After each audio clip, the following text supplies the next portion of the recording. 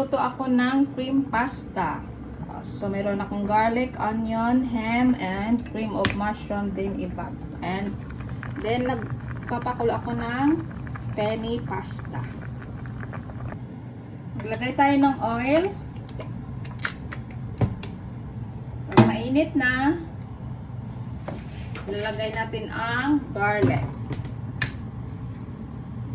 Mainit na ang ating oil, ilagay natin ang garlic. Igisa natin.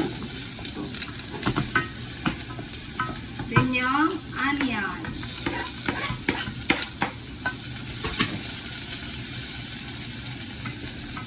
Natin ang ham.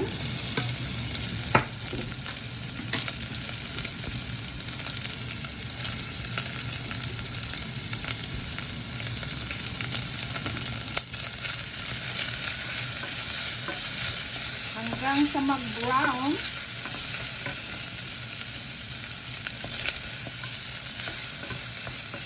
Okay na yung ating ham, ilagyan natin yung cream of mushroom.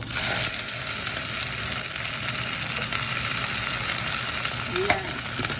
Parang truffle pasta ito sa guys. Cream of mushroom sauce. So, dagdagan natin ng iba para mas creamy. Ayan. We also add butter. Kasi wala tayong cheese. So, ito lang ang ingredients natin. Tipid-tipid. Creamy na yung ating sauce. Pwede na natin ilagay ang ating penny pasta.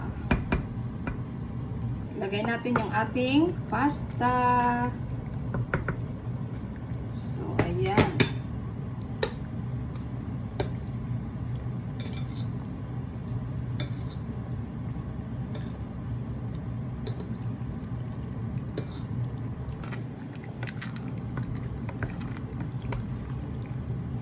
So creamy. Simple lang to siya.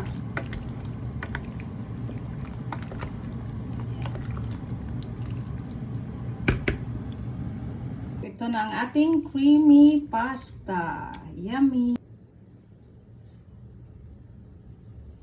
Dahil mabait ako ngayon, dadalhan ko yung my favorite nito.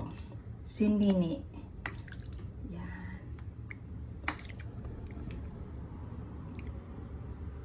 Nini, your favorite. Yay!